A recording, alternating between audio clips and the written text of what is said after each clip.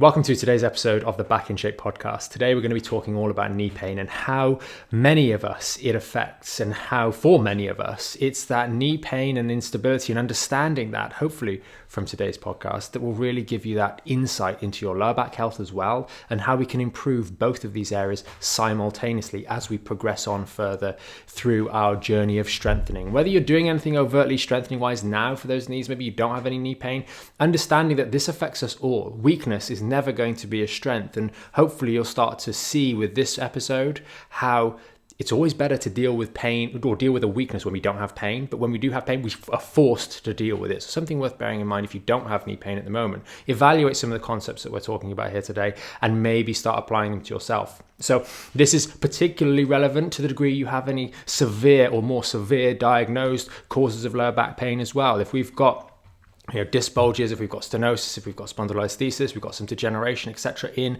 that section of the lower lumbar spine. And this is going to be particularly relevant to you as well, or more so perhaps. The imperativeness with which we get things going in the right direction again is a bit more urgent, but for all of us, we can be improved. So I wanted to start off today's episode with a little bit of an anecdote for me personally, and first noticing that I wasn't I'm able to move fine, sporty, active, etc., going to the gym and those sorts of things. But I noticed when I was doing my squats, they weren't as deep as I wanted them to be. They were too low. This is back at university. They weren't going low enough, and I just couldn't get that depth from a balance point of view, mobility, strength, etc.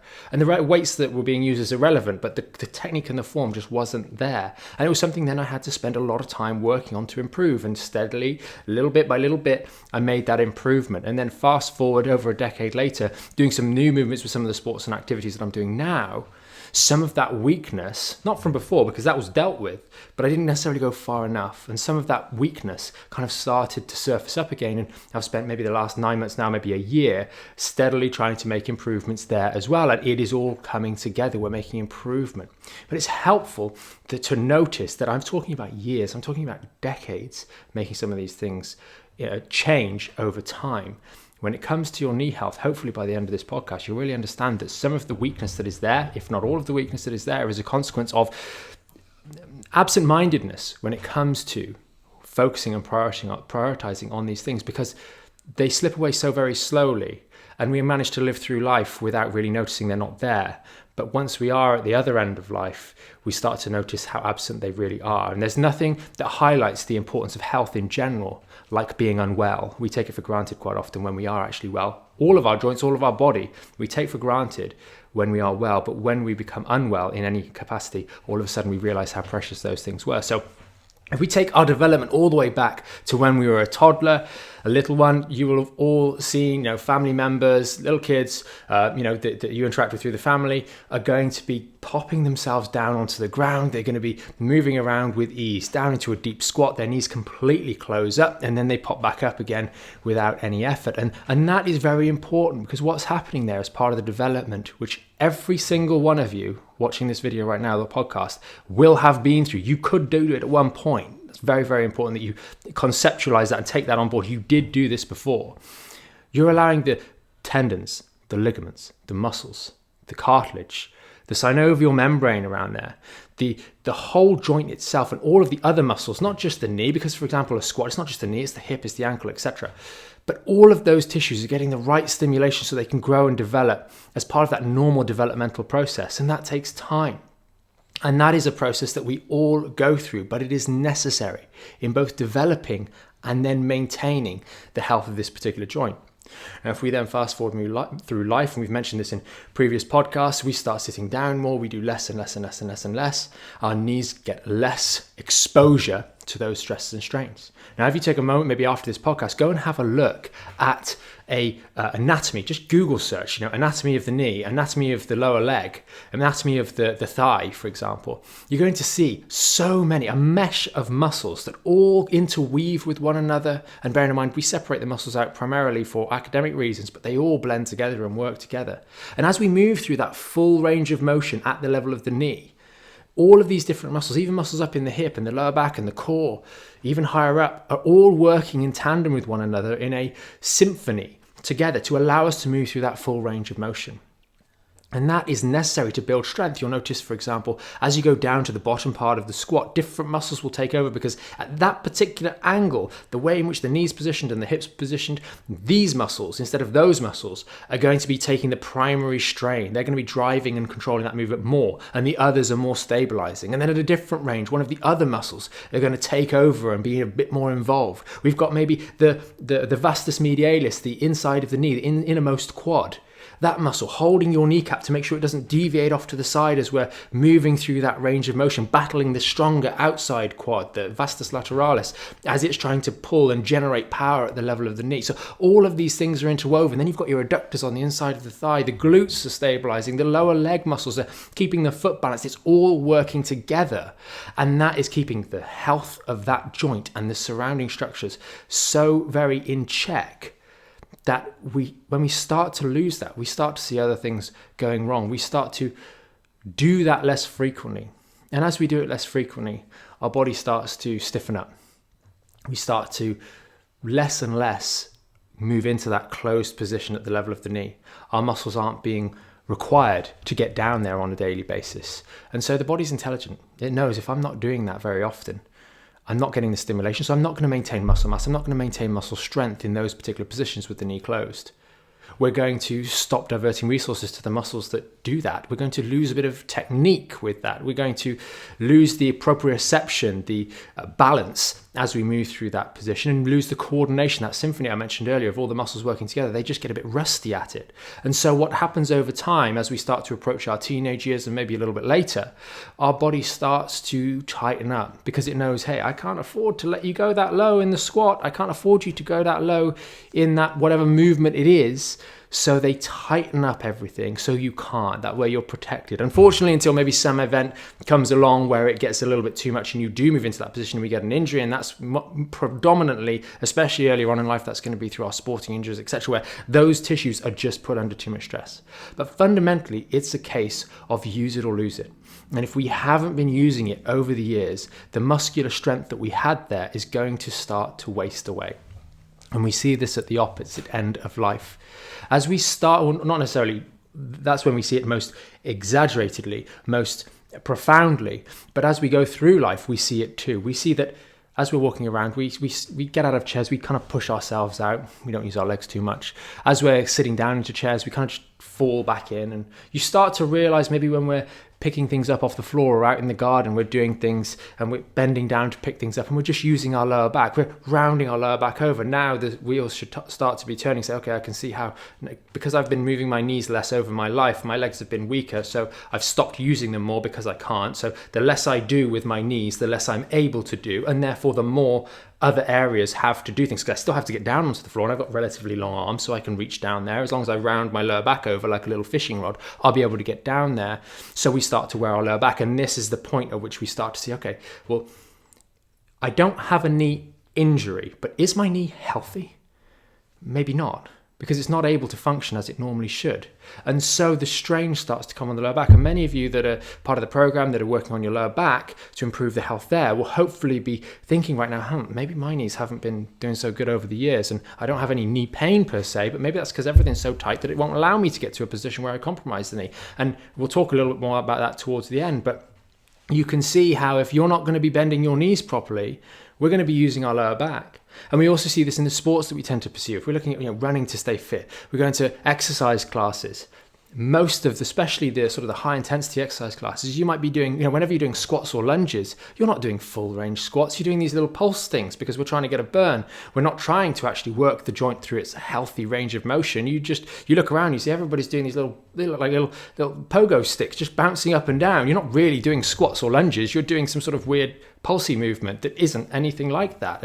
And so we gravitate to activities that bend these knees less and less as we go through life, that use it or lose it side of things. And even if we take the example of, okay, cycling is a good one, where actually we could say that we're bending our knee, but even with something like cycling, which is a whole nother podcast in itself, because many of you will know our views on especially road cycling for long periods or spin bikes, is that you put the saddle as high as you possibly can so the knee doesn't have to bend, because we know that when the knee bends, we have to exert more force because it's in a position of mechanical disadvantage, and that works the muscles harder. So we take every step possible to reduce the bend necessary at the top of the cycle through, because that is going to result in inefficient cycling, and therefore we're not really doing that for the health of our knee. We're doing it for a different purpose. So we use our body less and less, and then we get to the other end and we start to see older family members that have difficulty moving around. The relative disability, the lack of ability to be independent as we get into our later years is primarily a function in lots of cases. I know there are some separate examples as well, but from a pure mobility point of view, is very much the strength of your legs and those muscles, that myriad of muscles that you saw maybe earlier or will see later when you Google it. You'll see all those muscles. They haven't been used for so long, and at one point they get far enough that they just don't work anymore. They don't work in a sufficient capacity to allow you to do the things that you want to do. So you see ever more wobbly on the feet. You see the need for aids and supports as we're walking around. And then you see the more severe consequences of falling and losing our balance. And it's all down to those leg muscles being weaker. Again, I do know that there are some additional issues. Maybe we've got some degenerative neurological conditions or other areas like that which can make things more complicated. But fundamentally, if we had strong legs and we were able to actually move our human body around the place, we would not be as vulnerable as we currently are. And many of you will experience this when you're doing your training, when you're doing your resistance work. As you build up and use a stronger weight, your legs become more wobbly, and then you adapt to that new weight and your legs become less wobbly at the same weight, and you have to push yourself up. And the reverse is also true. As you get weaker, the same sort of weight, your body weight, becomes the heaviest thing you lift all day, and you do that less and less and less. You stop going up the stairs anymore. You stop doing that because it was giving you knee pain. Instead of strengthening up the knees, you got a chair lift. And now your knees can get weaker at a faster rate. And we see how the decisions that we make, maybe over our lives, reinforce this weakening of the knees. Whether we actually have pain at any point or not, they're getting weaker and weaker. And the consequence of that on the lower back starts to become self-evident with the activities that we choose to do on a daily basis. So hopefully this is not painted too dire a position, but actually made you think about, hey, am I as strong as I want to be in this area? Are my legs as strong as I want to be? There is absolutely no reason you should not be able to bend your knees completely and close them. Sure, we might have some arthritis, but this is important for those of you that do have some arthritis in the knee, and there's a fundamental limitation because bones just start hitting bones. Like, for example, my elbow is only ever going to bend out so far because there is a bone that hits another bone, and that's it. Okay, and in certain cases that is going to be true, but that's not going to be true until you get to a reasonable way through for most of you. And it's very important that you guys with the degeneration in the knees take this message seriously, because the less you do, the less you can do. So make a step to start to do the right things and start to build some strength slowly, and I'll get to that in a moment. But for those of you that don't have any knee pain right now, really use this as an opportunity to avoid a problem. It's so much easier, as I said at the outset of today's podcast, it's easier to deal with a problem when it's not painful than deal with a problem when it is painful. Our bodies will always make us deal with this situation, the weakness that we have, at one point or other. It can be on our terms when we're ready for it and we can be productive and jump straight in and start doing the right sort of things, or it can be through a crisis of an injury or something like that, which can make the unnecessary complication of damaged tissues, inflammation, irritation, swelling, etc. That unnecessary complication can just make it a little bit more difficult to start to build that initial momentum. So I wanted to finish the podcast with a little Chinese proverb: is the best time to plant a tree, just like build your legs, was 20 years ago. The second best time is today. We're approaching the end of 2022 if you're watching this live with us, and whenever you're watching with it, the same thing applies to you. Start now and make a commitment to work on some of those muscles that we've spoken about, some of those movements. It's very, very simple. We don't need to be over complex. We've got simple movements like squats, lunges, we've got the hip hinges as well, which all work on strengthening the musculature that supports and controls and keeps your knees healthy. Start doing that today, and slowly, surely, gradually, over the years, not a couple of weeks. This isn't a 6-week program. It's not 12 days to lose something. It's not 15 days of this, that, the other. It's not get fit in 30 days. This is build your knees slowly, steadily, over an exceedingly long period of time. It's not glamorous, but it works. And if you're consistent, then you will be able to undo the degradation of your tissues that has happened over a long period of time. There's a reason we talk out to our members regularly about the BIS labs and getting them to upload their videos, particularly with the squats, the lunges, the split squats, and the hip hinges, because they are such important movements to quality of life. If we can't go anywhere, life starts to get very difficult and very lonely. We want to preserve that mobility as best we can. That is vital. So if you're not sure and you're part of the membership, upload videos to check your technique, check your form. You should be doing it for yourself anyway, because you should be comparing where you were to where you are now, and then looking back at those things as you go forwards in time. Because quite often for many of you, and I know for me it's been the same, it's not a quick journey. It's a long journey, and the improvement is incremental over the months, weeks, and years ahead.